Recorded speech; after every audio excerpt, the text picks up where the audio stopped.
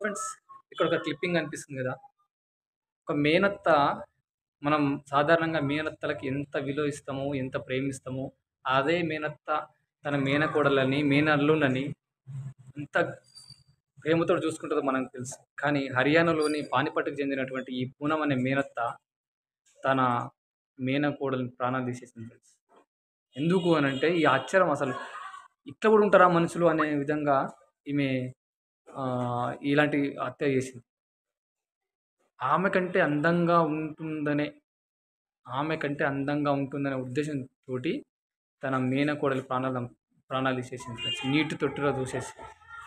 ఆ ఒక్క ప్రాణమే కాదు. 2023ల అప్పుడు కూడా ఆమె వదిన బిడ్డని నీటి తొట్టెలో పడేసి చంపేసింది. ఆమె మీదికి ఎట్లా వస్తదో ఈ విషయము తన మీదకి ఎట్టుకొస్తదోనని ఆమె కొడుకుని కూడా దూసి చంపేసింది. అదే నీటి తొట్టెల. ఆ తర్వాత ఈ సంవత్సరం ఆగస్టుల ఒక బాలికని చంపేసింది మళ్ళా. తనకంటే అందంగా ఉంటుందనే ఉద్దేశంతోటి. ఇప్పుడు ఈ 3 హత్యలు గతంలో జరిగినట్టు ఈ 3 హత్యలు కూడా ఏదో ప్రమాదవశాత్తు జరిగినాయని అందరూ అనుకున్నారు. కానీ ఇప్పుడు 6 ఏళ్ల బాలిక ఎవరైతే ఉన్నారో ఆమె కూడా మేనకోడలే.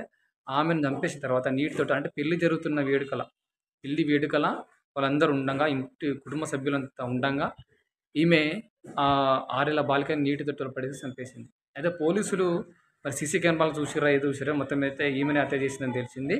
దాని తర్వాత గతంలో చేసినటువంటి ఆమె కొడుకుతో సహా ఆమె కొడుకుని కూడా చంపేసింది ఫ్రెండ్స్.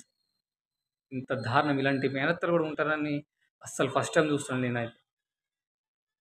ఇంత దారుణమైనది అసలు ఇట్లా తయారవుతురేంది లోకం అనిపిస్తా ఉంది ఫ్రెండ్స్. ఒక మేనత్తకి ఇంత క్రూరమైన ఆలోచనలు ఎట్లొస్తున్నాయనేది అసలు తలుచుకుంటేనే ఏడుపొస్తా ఉంది. ఆ చిన్న చిన్న ప్రాణాలు 4 ప్రాణాలను తీసిందంటే అసలు ఆమె మనిషా ఇంకేదన్నా కూడా అర్థమైతలేదు.